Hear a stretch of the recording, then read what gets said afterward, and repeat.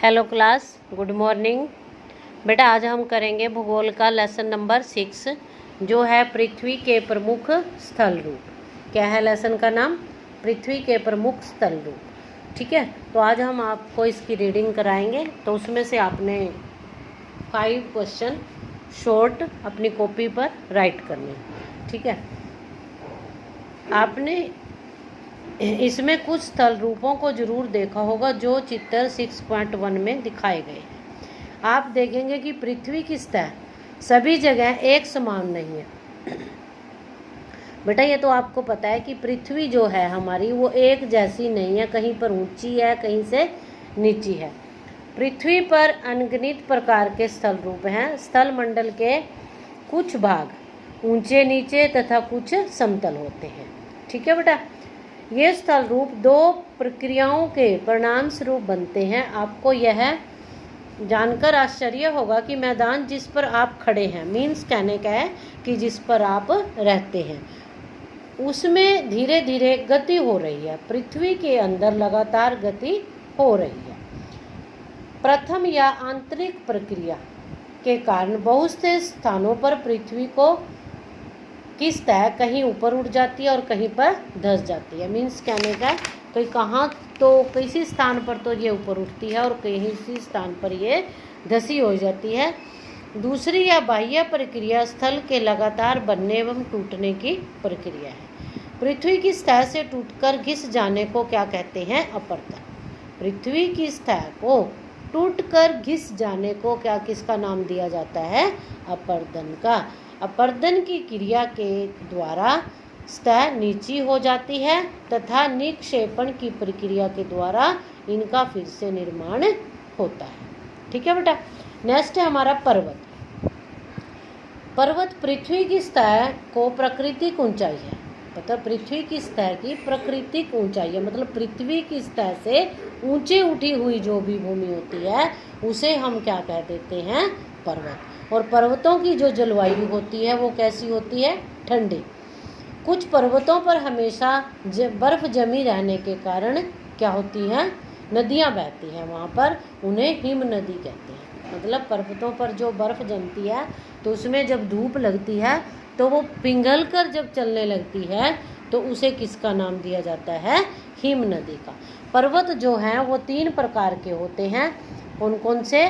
वलित पर्वत, भ्रमशोस्त पर्वत तथा ज्वालामुखी पर्वत। हिमालय तथा आल्प्स पर वलित पर्वत हैं जिनकी सतह उबड़ खाबड़ तथा शिखर शंक्वाकार होते हैं। मतलब वलित पर्वत किन्हें कहते हैं? जिनकी सतह जो होती है वो उबड़ खाबड़ होते हैं और जिनके शिखर मतलब ऊंचाई जो ऊपर चोटी होती है वो एक शंकु के आकार के होते हैं। भारत की अरावली श्रृंखला विश्व की सबसे पुरानी वलित पर्वत श्रृंखला है। कौन सी श्रृंखला है? इसको बेटा जब भी आप अंडरलाइन करेंगे, रीडिंग करेंगे तो जो ये शॉर्ट क्वेश्चन लिखते हैं तो इनको अंडरलाइन करते जाते हैं। अपरदन की प्रक्रिया के कारण यह श्रृंखला क्या हो जाती है? घिस गई है। ठीक है, जब हम बहुत बड़ा भाग टूट जाता है, जब बहुत बड़ा भाग है वो पर्वतों के टूट जाते हैं तथा ऊर्ध्वाधर रूप से विस्थापित हो जाता है, उसे भ्रमशोस्त पर्वतों का निर्माण होता है। टूटे फूटे से जो छोटे छोटे पर्वत बनते हैं उनसे किसका निर्माण होता है? भ्रमशोस्त पर्वतों का निर्माण होता है। ज्वालामुखी पर्वत ज्वालामुखी क्रियाओं के कारण बनते हैं। अफ्रीका का माउंट किलिमंजारो, मतलब अफ्रीका का माउंट किलिमंजारो तथा जापान का फ्यूजियामा इसी तरह के पर्वतों के उदाहरण है। बेटे ये माउंट किलिमंजारो और जापान का फ्यूजियामा क्या है? ये पर्वत हैं। पर्वत बहुत लाभदायक होते हैं। पर्वत जल के संग्रहगार होते हैं। बहुत सी नदियों का स्रोत पर्वतों से होता है और पर्वतों में से अनेक जड़ी बूटियाँ, पशुओं के लिए चारा इत्यादि सब हम पर्वतों से प्राप्त करते हैं। लकड़ी जो होती है वो भी हम पर्वतों से प्राप्त करते हैं। नेक्स्ट है आपका पठार। पठार उठी हुई एवं सपाट भूमि होती है। पठारों की जो भूमि होती है वो उठी हुई होती है और सपाट होती है। यह आसपास के क्षेत्रों से अधिक ऊंचा उठा हुआ होता है, मतलब जो इसके आसपास के क्षेत्र होती है उनसे थोड़ा ये ऊंचा उठा होता है, तथा इसका ऊपरी भाग मेज के समान सपाट होता है। किसी पठार के एक या एक अधिक किनारे होते हैं, मतलब जो इसका ऊपर का भाग होता है वो जैसे आपकी टेबल होती है सपाट, मतलब एक फ्लैट उसकी तरह के होते हैं। ठीक है बेटा।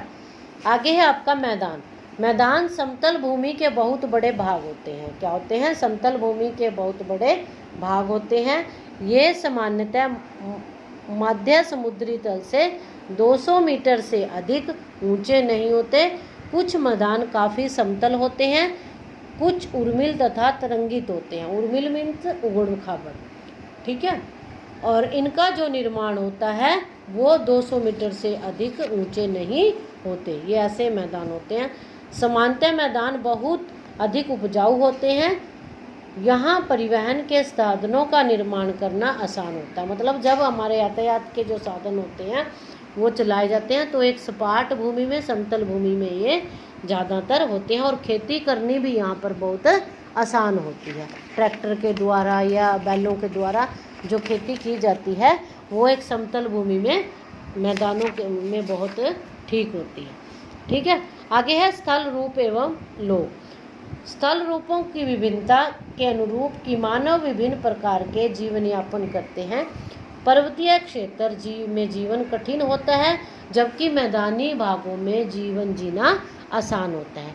पर्वतों में जब रहते हैं लोग, पहाड़ों में, तो मतलब उनका जो होता है जीवन, मतलब एक जो जीवन की हर रोज़ की दिनचर्या होती है बहुत मुश्किल होती है, क्योंकि उनको मतलब सारी सुविधाएं नहीं होती जो आज हमारे मैदानी इलाकों में या समतल इलाकों में हो जाती हैं।